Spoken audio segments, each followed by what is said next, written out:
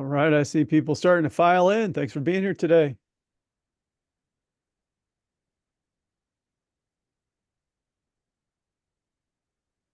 Hope everybody's having a wonderful day. Just giving a few minutes for everyone to be able to join. We're just now at the top of the hour. We're going to give it another quick minute here. We got quite a few people in, so I'm going to go ahead and give us today's icebreaker. If you're able to hit us up in the chat, you don't want to let us know where you're dialing in from. But today is also International Beer and Pizza Day. So my question is, do you prefer beer, pizza, both, or neither? So we're going to see what people have to say about that. Houston, Texas, ringing in with pizza. See you both. Answers are coming in fast and furious. International Beer and Pizza Day. Do you prefer beer, pizza, both, or neither? I haven't seen a lot of neithers. I'm seeing a lot of both. Very nice. Cape Cod, Massachusetts, weighing in with pizza. I see Jacksonville, San Antonio, Pittsburgh, Salem. Nice. We're going to give just one more minute for everybody to join. So if you're in the chat, International Beer and Pizza Day. I had never heard there was such a thing. Question, do you prefer beer, pizza, both, or neither? Indiana wants both. Yeah, both in Philly. I like it. Someday we should do a Google map of where we're all calling in from. That'd be a pretty cool thing to put on the web. All right. All right, we're at just about ready to get started here. I tell you what, let's go ahead and get started. My name is Matt Poepsel. I'm your host today, the godfather of talent optimization here at the Predictive Index, and it is my distinct pleasure to introduce you to our panelists. I'm going to begin with Linda Turnbull. Linda is a senior leader and partner at the Walden Group, which consists of Dunkin' restaurants and a production facility based in Boston. She developed the Walden Group's human resources department and organizational structure to align with its core values, vision, mission, and strategy. Linda, thanks so much for being with us today. Thank you.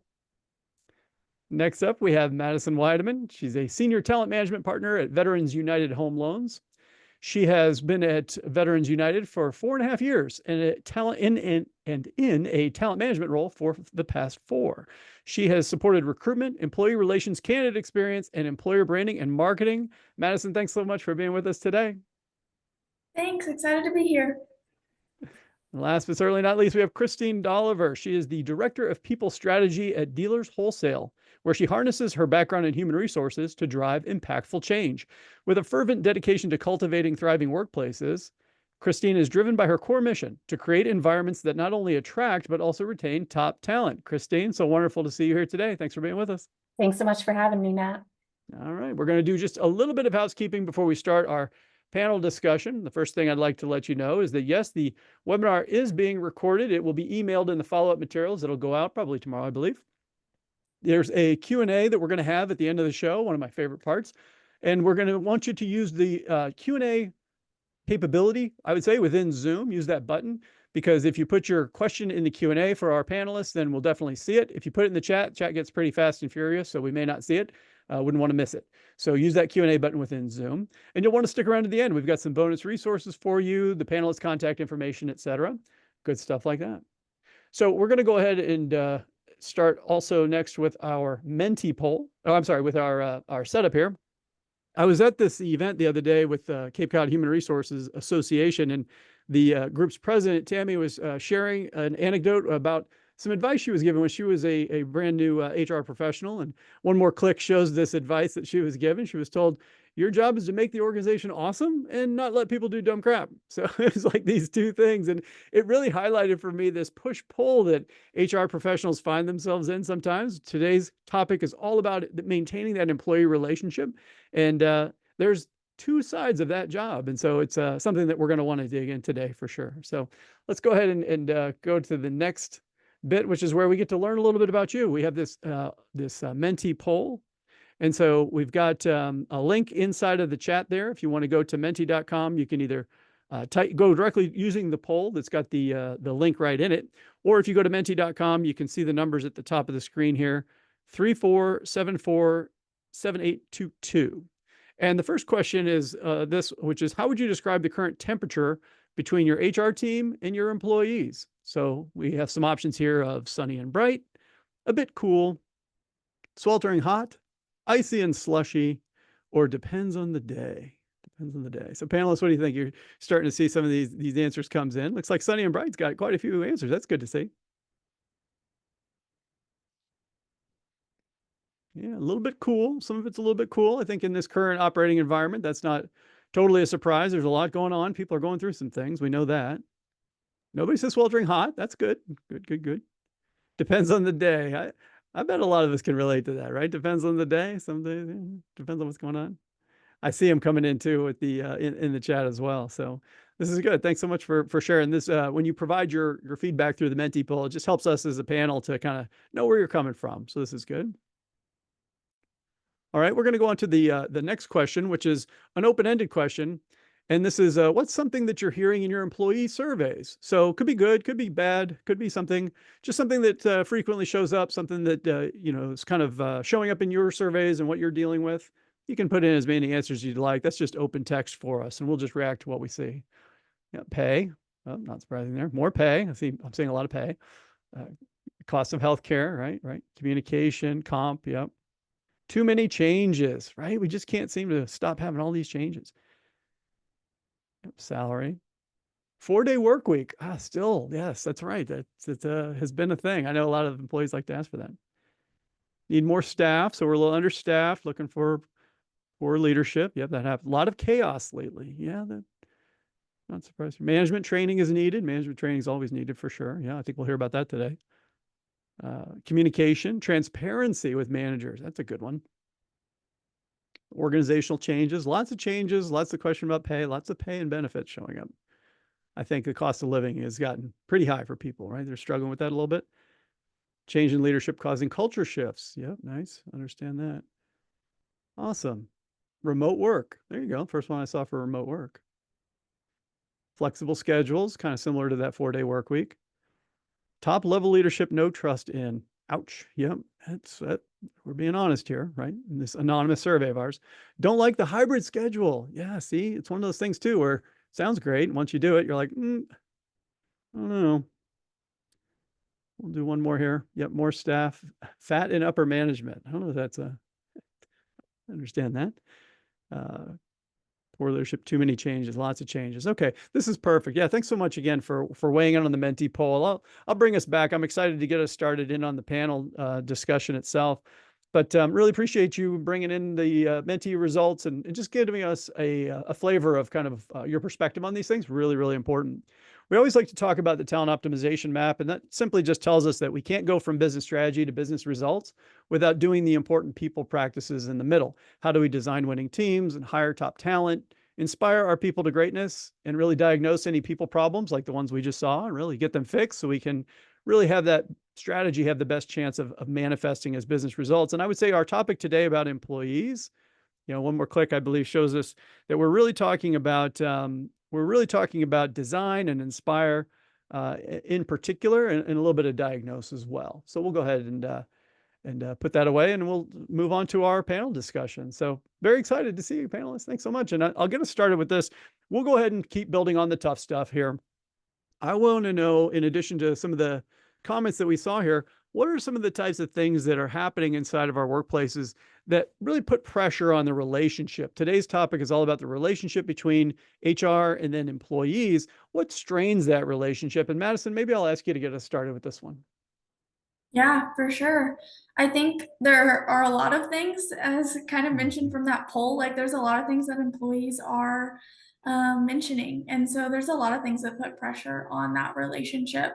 I think one thing that we see a lot is those hard conversations, those hard decisions that are made, whether it be, terminations and who's leaving the company, or whether it be, changes to expectations in the role or metrics in the role, or whether it be changes to like benefits and all of those things. Open enrollment season is coming around, so that's a big thing right now too. So, HR is always in those conversations. We're not always the decision makers, but we're always, in those conversations usually. So it can really create a lot of tension between the employees and HR because we're trying to balance, what's best for the business, but also what's best for the employee, and can definitely create a lot of that tension when, they see that HR is always in that meeting and always in that conversation, and then, maybe puts the perspective of being the bad guy because then they see, the things that come out on the other side of that. Yeah, I hadn't really thought about that, but the types of changes that were referred to in the Menti, some of them were directly in HR's responsibility, and many weren't. But you're kind of the face of it in many cases, which is interesting. But Christine, I'll ask you also the same question: what puts a lot of pressure on this relationship that we want to maintain with HR and the employees? Well, in my place in particular, I'm an HR team of one. Like, shout out to all of you HR team of one out there, which means I'm everything. I'm a member of the senior executive team, and I'm the person who's boots on the ground doing HR management. And so you can work really hard at building trust in some of these employee relationships so that they see you as an employee advocate and are willing to come to you. And then you turn around and, 2 weeks later, you might have to lay that same person off, even though you do have the relationship. So I think some of the economical changes have created some of that. Someone said it in the chat, but the other thing that is creating some push and pull is cost of living. It's like, I want people to feel seen and heard and valued. And then they hear that valued word and they're like, okay, cool. Then can I get a raise? It's like, ooh, well, no, I don't owe you that much. But in reality, it's this balance between employee advocate and looking out for the company as well. And many times it's hard, that tension between the two, especially in matters of like pay and benefits, where you are the face of it, but not necessarily the decision maker. Yeah, and I think that all the more when you are that team of one, there's nowhere else to kind of diffuse some of that or help you to shoulder some of that burden. I wonder, just in the chat, just type in the number one in the chat. If you're a team of one, we just want to take a chance to celebrate you, just like Christine said. It's just absolutely, look at this, all these poor, hey, team of one, shout out to you. You're lifting and carrying that load all by yourself. We recognize you, really appreciate it. Thank you so much for doing that in the chat. And Linda, I'm going to ask you the same question. Thinking about this relationship between HR and employees, we always want it to be at its best, but what are some of these natural pressure points that can happen inside of a business that really strain it? So I think, consistent with what both Madison and Christine shared, there are so many different issues that impact the workplace. Employees have a lot of anxiety today. With the upcoming election, one can't help but, in the workplace have that dialogue and the concern about what direction are we going from an economic perspective. So employees are very concerned about their well-being, their psychological safety. All of the practices mentioned are very impactful to their everyday life. So, we as HR leaders and professionals, it's so important that we are cultivating that relationship of trust. And we work consistently within the boundaries we can based on, what our level of decision making is. And so employees get very frustrated with the desire to ask. And sometimes we have to say, no, this is the best we can do based on the budget, based on the climate, based on the culture. So it's very difficult, I think, for employees and for HR professionals to find that common vision and thread to be able to meet the needs of the employees. And I think a lot of times we might have some employees who are kind of newer even to the world of work at all, our entry-level employees who don't really have a lot of exposure or background versus seasoned HR professionals who've seen a lot and have been through a lot and understand all of the different competing demands and resources and all these kinds of things. And it's challenging when you don't have that level of maturity. I've seen that kind of trip us up as well sometimes. It can create a strain on the relationship where you're like, well, if you saw what I saw, or if you've been where I've been, then you would understand this a little bit differently, right? Spot on, Matt. Spot on. It just kind of comes with the territory, and that's why we really rely on our people professionals like everybody on this call, because a lot of times inside the business, I come from the business side, we don't always think about the people dynamics. We're just so focused on the technical bits. So we really need your help in navigating some of these challenges that people are having. But we'll turn our attention for a second.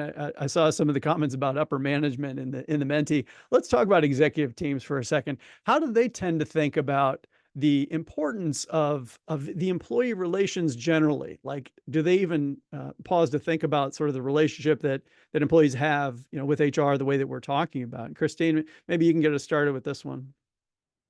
Well, in our organization, our CEO believes very strongly that you don't have to choose between being people first and results focused. And so we've really crafted our whole culture around having high standards and holding people to those standards, but also rewarding them for being, a right person for our organization and performing at a high level. And so I think a great executive team knows that you have to care about employee relations. You have to put people first. In our case, I mean, he's the CEO. He doesn't have time for all this stuff, but he still has a 90-day check-in with every single new hire, whether they're an entry-level installation helper or, a senior project manager.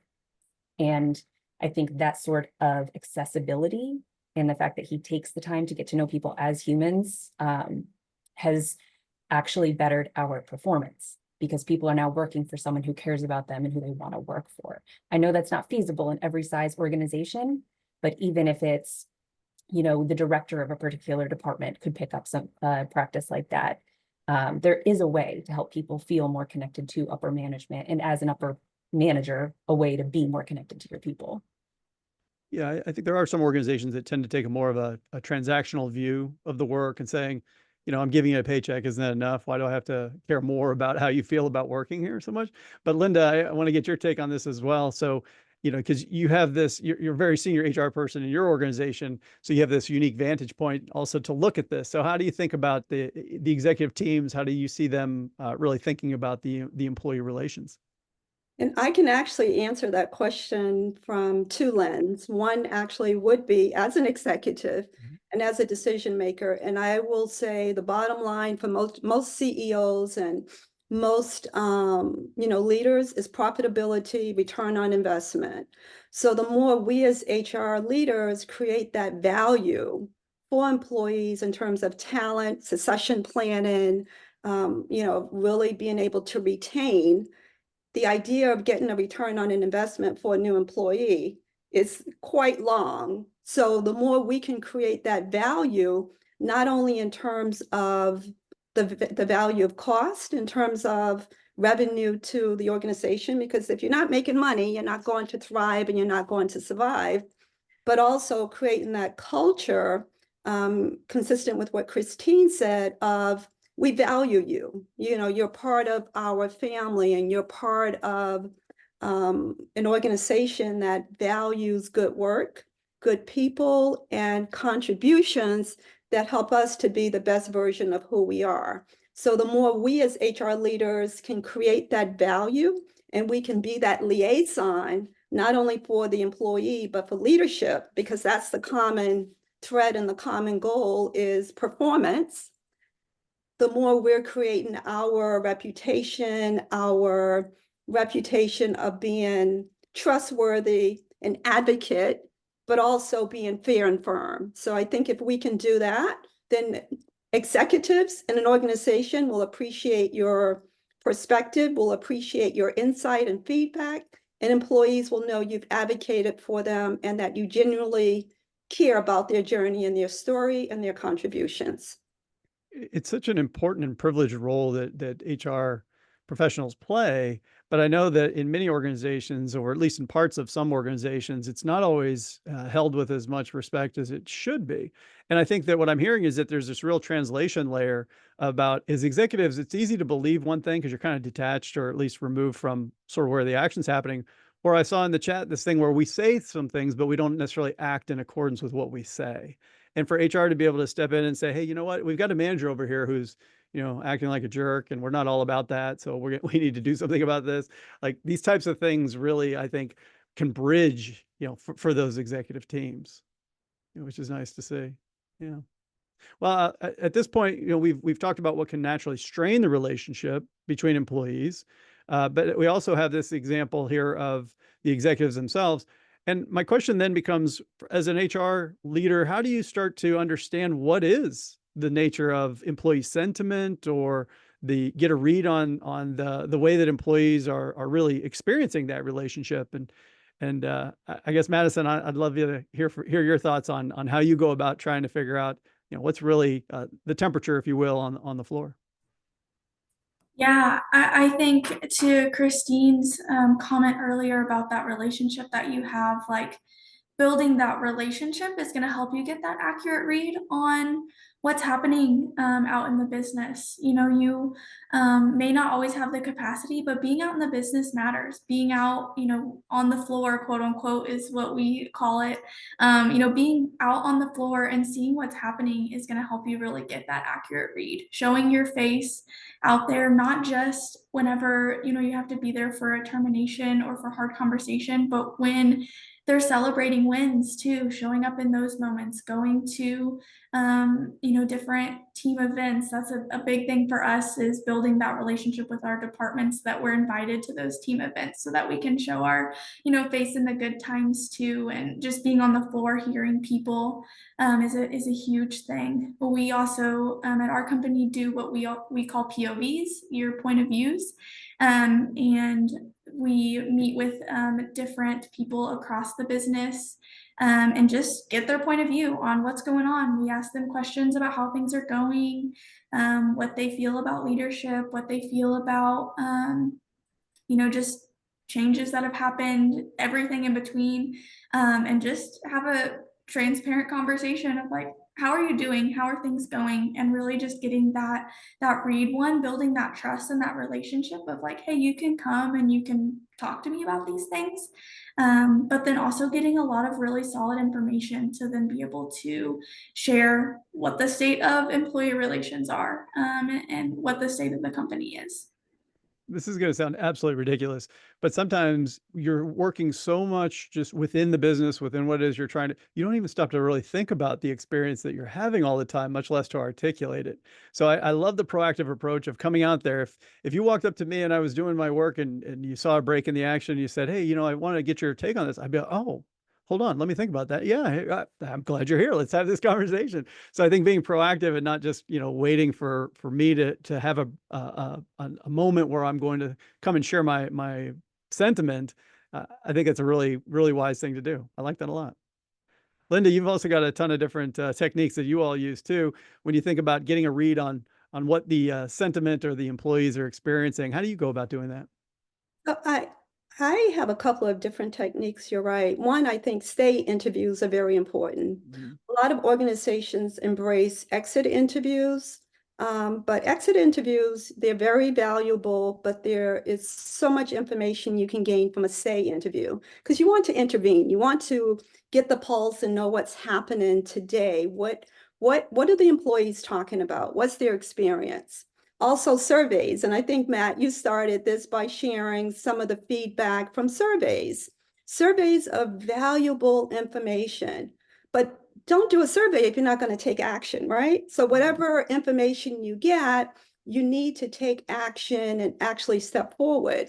I also have an anonymous hotline, because I think there are some employees that are still very shy about being, known in terms of sharing their story. So often someone may call and share information because they're being very discreet. They're not, the person who is on that call. So there's a lot of techniques. And what I think is important for all HR professionals is to really know your climate, know your culture, know your employees. What you would do for employees that work in a Dunkin' store, you might do different for your technology employees, right? Employees who are also working from home versus hybrids. Because if they're working from home, you're not going to have access to them in the same way to be able to engage directly. So stay interviews, surveys, and an anonymous hotline, and then being present. Being present, open to that communication, open door policy, so you can get that information. And it's positive if you're looking at the bottom line, or if you're looking at compliance, or the point that was made earlier, if there's a problem manager, you don't want that employee to report to the EEOC harassment or discrimination. So employee relations and having different means of engagement is so critical to all of us as HR leaders. I think we're going to have some further question about that that's going to show up in the audience poll when it comes to stay interviews. So we might dig into that a little bit more.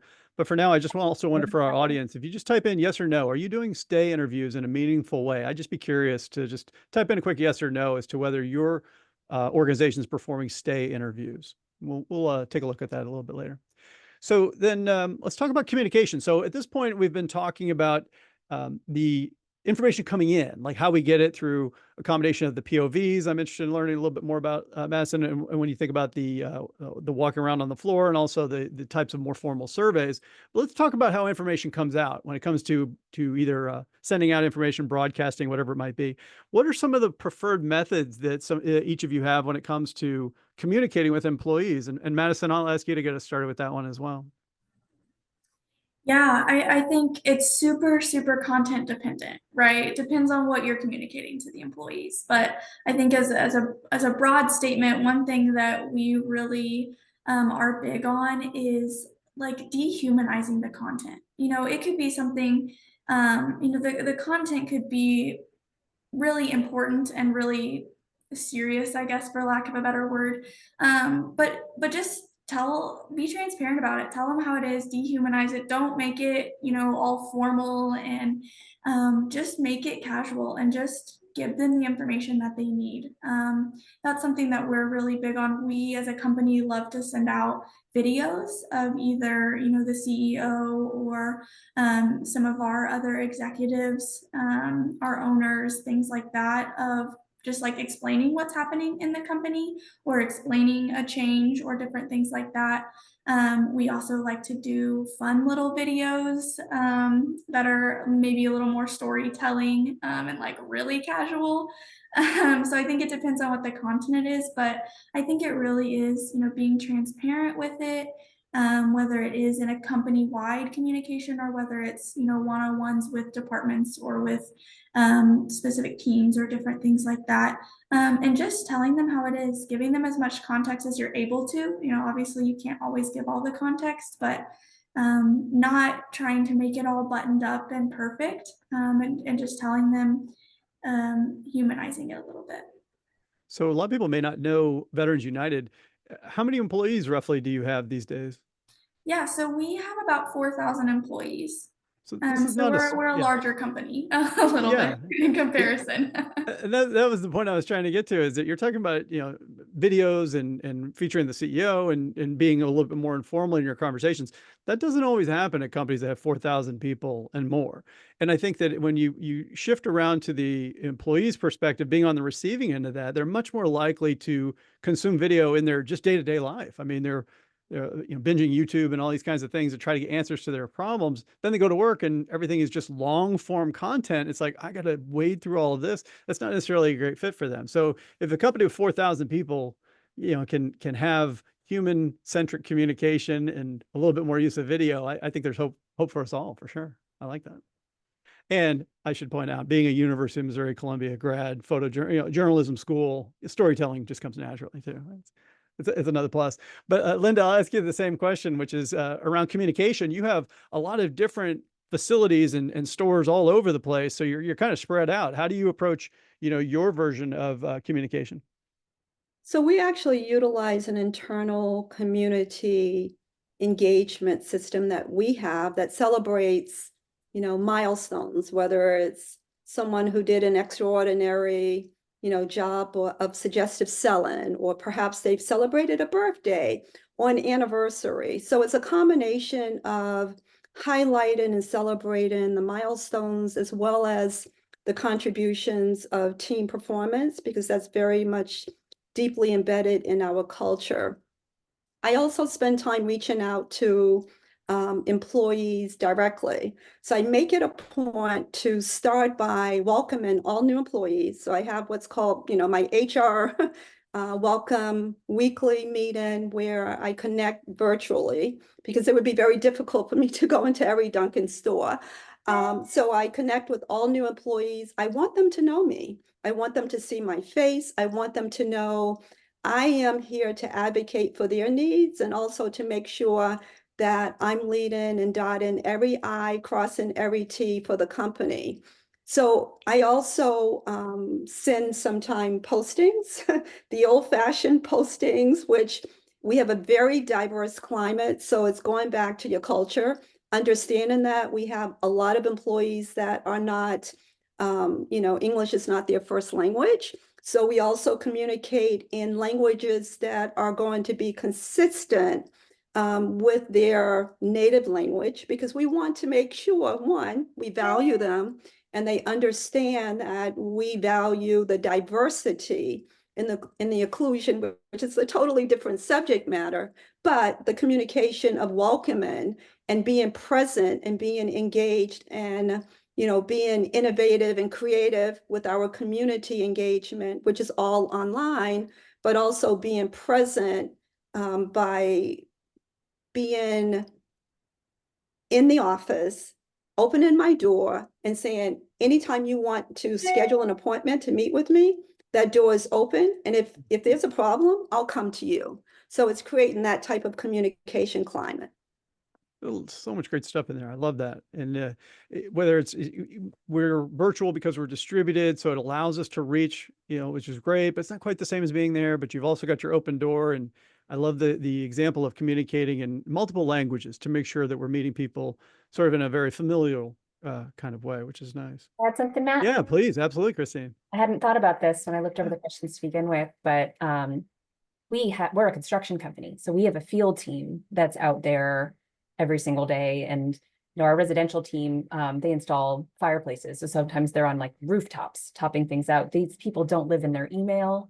So even when the CEO does email out a video, they might not catch it. And we'll take that same video and we'll post it on our internal engagement platform. But I've got multi-generations in my business as well, and not all of them want anything to do with that engagement platform.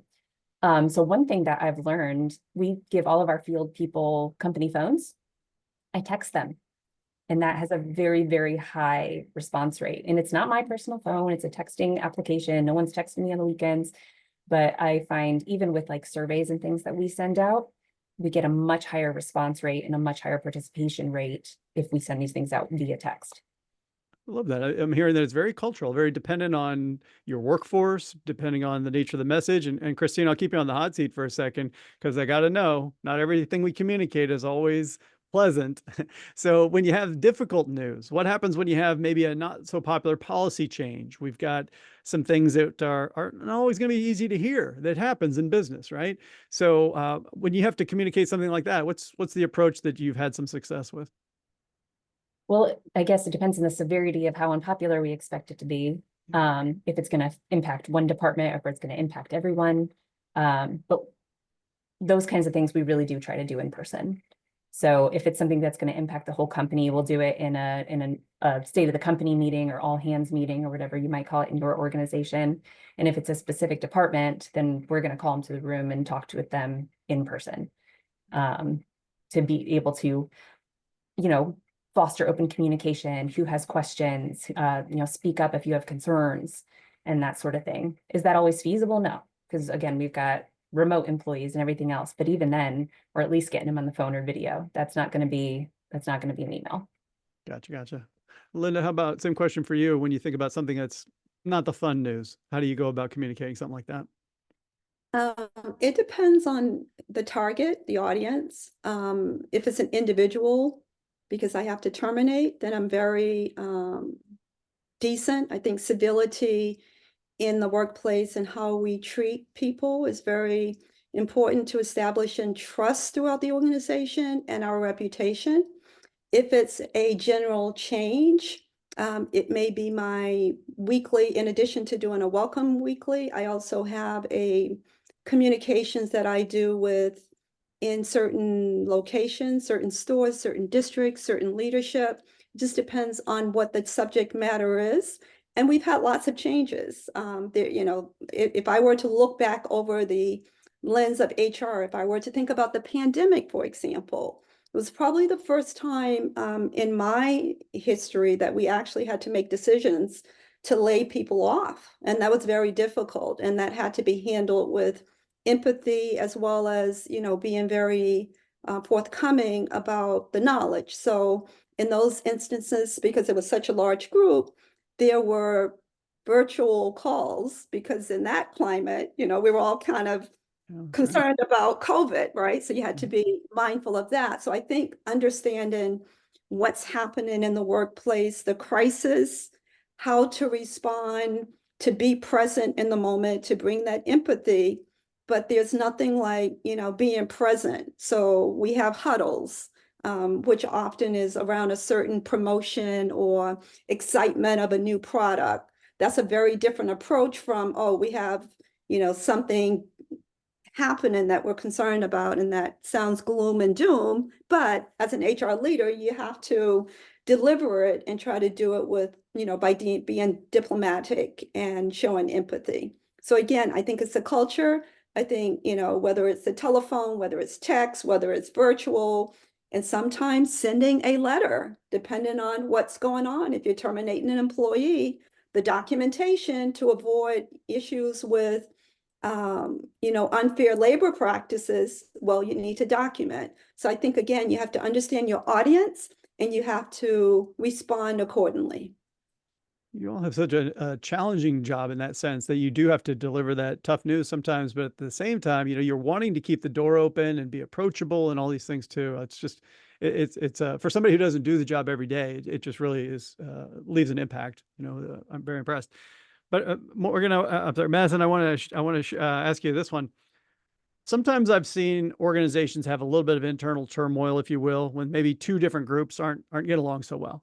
It could be software development and QA, or software development and sales and marketing, almost everybody in sales, whatever it might be.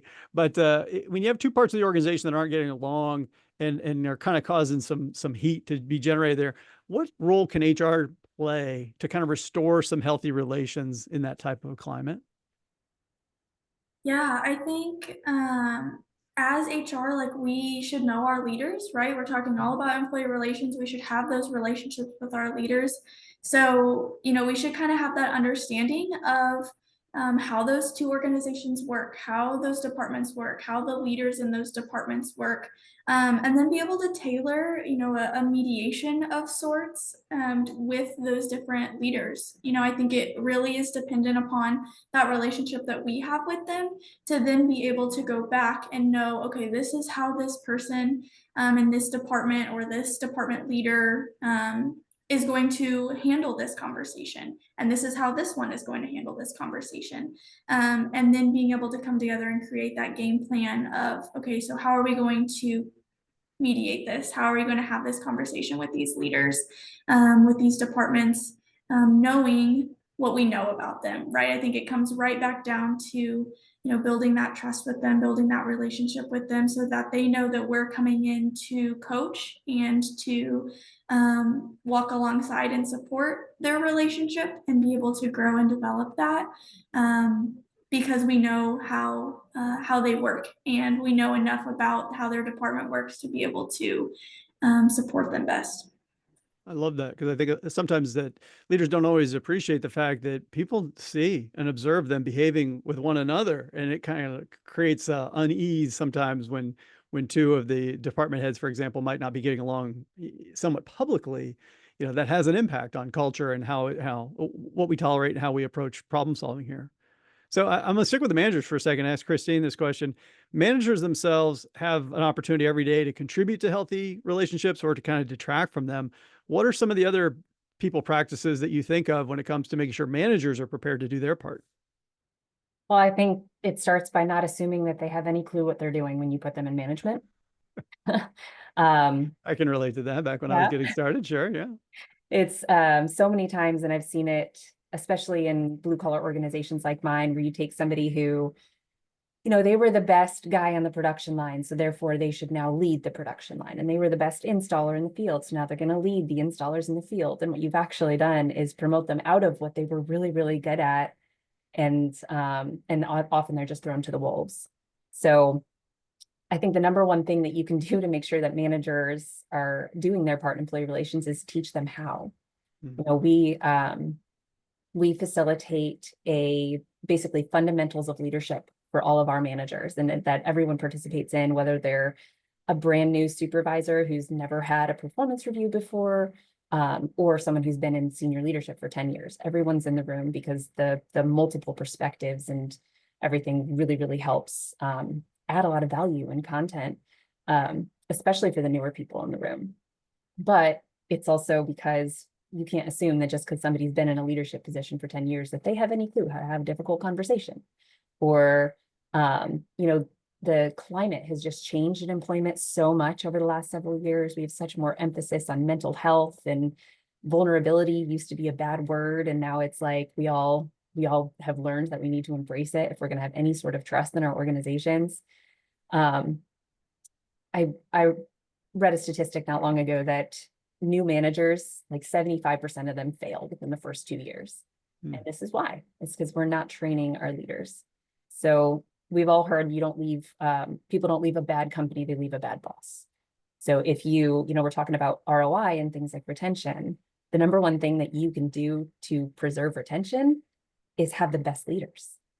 So train your leaders. I'm passionate about this one. Like, I'll share my curriculum with you. If your managers stink, just train your people. Love that. Love that advocacy. Linda, I'm going to give you the last word when it comes to the panel portion of the show on the same question, which is, you have so many different managers, you've promoted managers and all this. What sort of things have you done to help the managers make sure that they're a positive impact on these employee relations?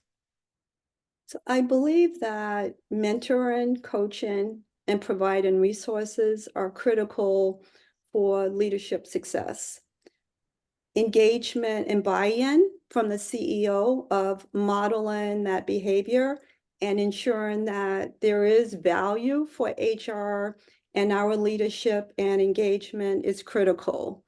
I also, I train managers by having a ongoing workshop as well as participation in our community engagement, where I want to give them the tools and the resources to manage conflict, because conflict is a part of life. Conflict is going to happen in the work environment. And if we're proactive and we give managers the tools and the resources and make them aware of their actions, their behavior, how they are perceived.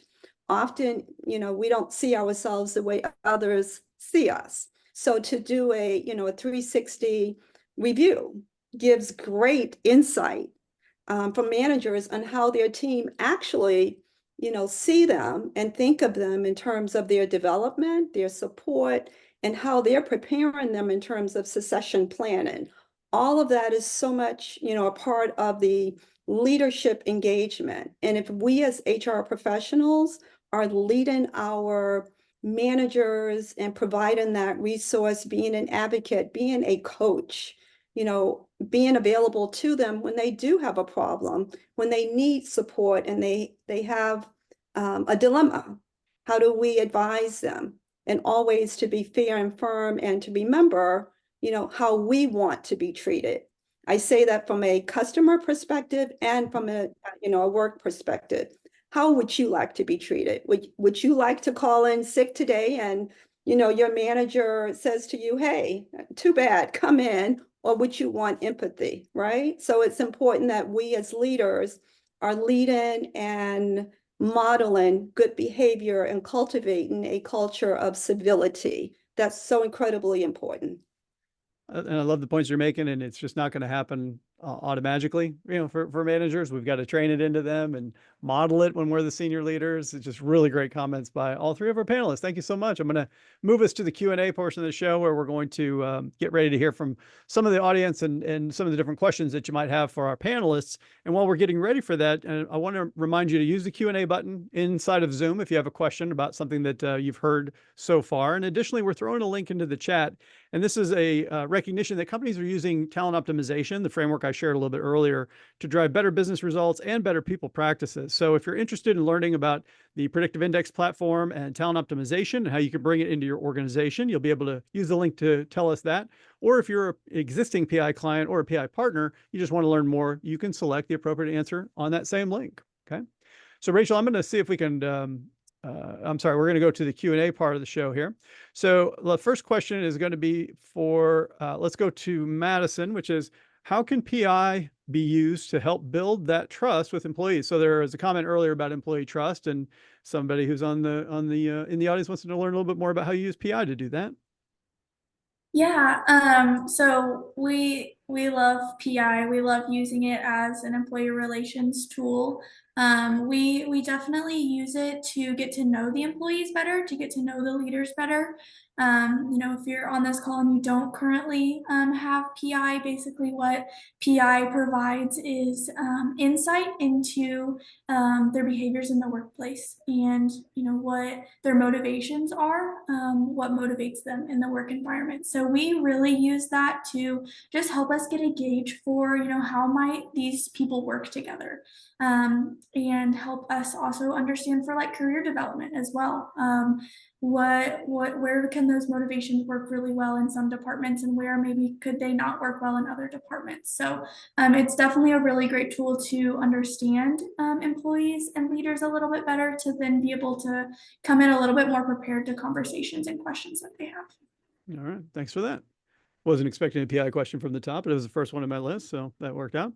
How about this next one, which is, how do you build trust between employees and HR? This is going to be for anybody in the panel who wants to weigh in, and goes on to say, I want our feedback to be organic and have a safe space to tell us about issues, but I feel that trust isn't quite there yet. So we've got great recognition here that we don't quite have the level of trust that we want. How do we start to build that trust? Who's got something they can share with us on that one to get us started? Well, what comes to mind first is you have to, as HR or as a leader, you have to start. Like the trust, they're not going to come to you and automatically, you know, be vulnerable and share openly. But if you are human first, then that gives them permission to be. Mm-hmm. So I'm often shocked actually by when I do have something like, oh gosh, I have to do an HR investigation. And, you know, I sit down with somebody and I'm like, this, you know, conversation is going to be confidential. Here's the questions I'm going to ask you. And they divulge and they tell me everything. And I'm thinking, oh my gosh, all those times that I just, you know, had fun banter with this employee or asked them about their weekend, or, you know, show them a picture of my dogs, like all of that paid off in this moment. Because I went first. You have to lead with vulnerability and being human if you're ever going to receive it in return. Yeah, that reminds me that I would like to put a different spin on it. I agree with everything that Christine said, but I think, you know, depending on how many employees you have realistically, because I think it's also important that we as HR professionals, we don't get burnt out, right? So we have to be realistic about, you know, what are our boundaries? What can we do? You know, if you have 4,000 employees like Madison, that one-on-one may be a little difficult. And Christine, it sounds like you are perfect for what you're doing in terms of, you know, you're a one-person show and you find the bandwidth to do that. But I think a lot of us HR professionals, we don't have the space, we don't have the time in the day. There's compliance issues, there's, you know, letters, there's communication. So I think it's also important that we as professionals practice self-care. Because if we're not practicing self-care and being realistic about what we can deliver, then it's going to, in the long run, we're going to get stressed and we're going to have anxiety, and we're not going to be able to deliver to the workplace or go back to our families, to our home. So that life balance is very important for us as HR leaders, and to carve out that space on what we can do and how we can be open and bring in all that information that can be a little overwhelming if we're a counselor, right? So I think the boundaries are important for our safe space. I think it's exceptionally wise. And I also think that if I had a magic wand, I would help executives understand that when you constrain HR investment and budgets and personnel and you keep those teams artificially thin, you're basically impinging on your employee relationship, because the people who are the very linchpin to the workforce itself, when you don't have the capacity because you don't have the resources or the people that you maybe once had when we had more free flowing budgets, for example. When that's the case, then you get completely overwhelmed. And we know that the level of burnout for HR professionals is it's probably an all-time high. It maybe not as much as during the pandemic, but it is absolutely crushing what's happening out there. And that means that the relationship with employees itself is put at risk. So I think it's a very myopic thing to do, to constrain artificially HR budgets when we don't look at it as saying, well, it's not really a profit center. Yeah, but it's the direct connection to people who produce all the profit. So we've got to really rethink that. So I apologize. I'm gonna get off my soapbox for a second. But I want to pose this question to Madison. There was a question that came in about how often are you having the POV meetings that you described and being on the floor? Just get a little guidance for that. And maybe Linda, same question for you when it comes to like stay interviews. Let's talk about how frequently we need to be doing those things, even though we just admitted we don't have unlimited resources. How do you get that balance right? Yeah, for sure. The balance is hard. I think, as I've like mentioned, we have a ton of employees, which also means thankfully we have a lot of HR support. And so we have people, we have a little bit more of that bandwidth than, maybe Christine does with her one person show. So that is really great, but we really try to do, several POV interviews or stay interviews a month. Like we select employees. The number is going to depend upon the team and kind of what we're looking for. But I would say, trying to do a good chunk of them, at least one a week or something like that. Just trying to create that balance. Ultimately depends on what your capacity looks like. But you should be doing several of them, whether that's from one a week to maybe you can do 3 a week, or maybe you dedicate a day. Some of our team members will dedicate one day to where they go and they be on the floor with the team. And that's when they do, they schedule 2 or 3 POV interviews that day. So, it goes back to that balance, that bandwidth, but I think that feedback is so beneficial.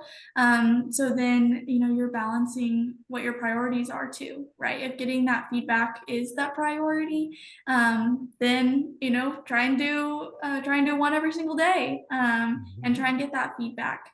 Because it's so important to be able to also make employees feel heard, right? That goes back to building that trust with employees.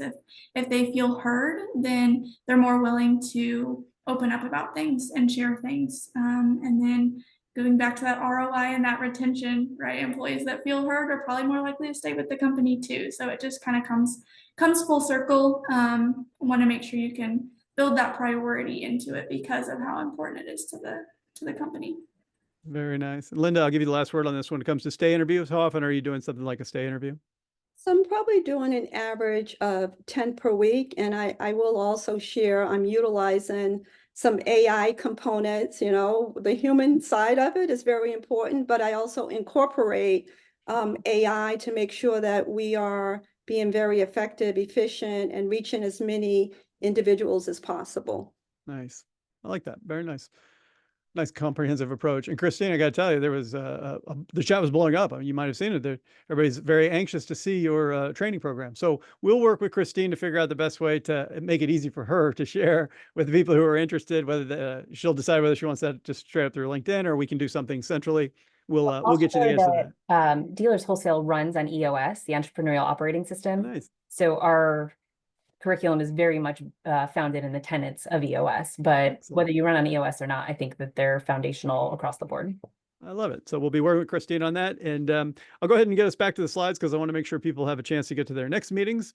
And we're going to point this out. Have you ever been to the end of the conversation like we are now and say, gosh, we feel like we were just getting started? Well, good news. We have a follow-on group coaching session, mastermind session, and we've got a poll on the screen for you if you'd like to participate in our group coaching session, go ahead and let me know. That's going to be on October 23rd. That's Wednesday at 2 p.m. Eastern. So 2 weeks from today at the time that we started this webinar. So if you'd like to get an invite to that, we would love to have you join us and learn from your peers. And I do a job hosting that thing and getting us to have some conversations to help one another and offer support and ideas. And in fact, if one more click of the slide shows that, don't just take my word for it, we've got a couple of quotes here, but lots of great sessions and super insightful mastermind participants. And yeah, people are really enjoying it. So we're very happy to do that. And we'll go ahead one more slide, please, which shows that we've got our follow-up for the panelists. What you'll see in the follow-up information tomorrow, you'll have it in your email, but also we're going to be putting their LinkedIn contact information inside of the chat right now.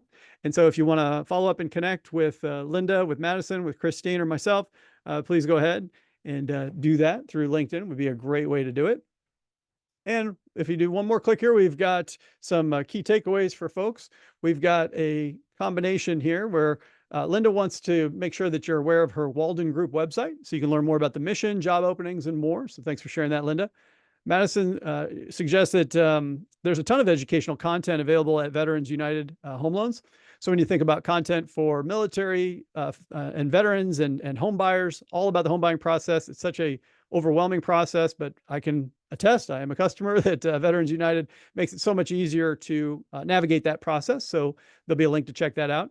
Christine is saying on Dealers Wholesale, follow on LinkedIn. Stay up to date on all they're doing, both within their communities in which they operate, but also their internal culture initiatives too. And for myself, I have a LinkedIn newsletter called Optimal Leadership Tips, and had a new episode that went out today all about how to use workplace assessments like PI in terms of driving leadership effectiveness. So would love to have you check that out and subscribe if you like it. So we'll go ahead and back to the slides here. We've got a nice takeaway for you. You say you like takeaways, so we created one for you. This one is internally we refer to this as the Cosmo quiz style here, where we've got a self-rating scale here. You can tell us all about the things that it takes to have those healthy employee relationships. You can score yourself, compare your results maybe with other HR professionals at your shop, and then choose where you want to get better. All kinds of fun stuff there. And then last but certainly not least, we have a book giveaway. So our winner today here on this show is Eric Lampadecchio. I hope I said that right. Lampadecchio. Eric, thanks so much for being here. We're going to follow up with you to send you a copy of the book. Awesome.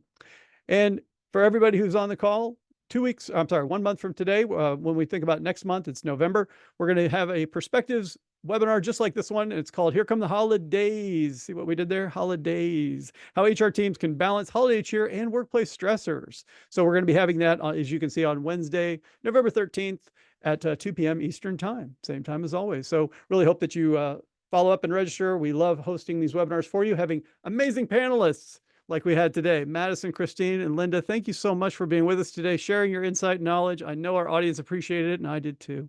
Thanks so much. Thank you. Thank you.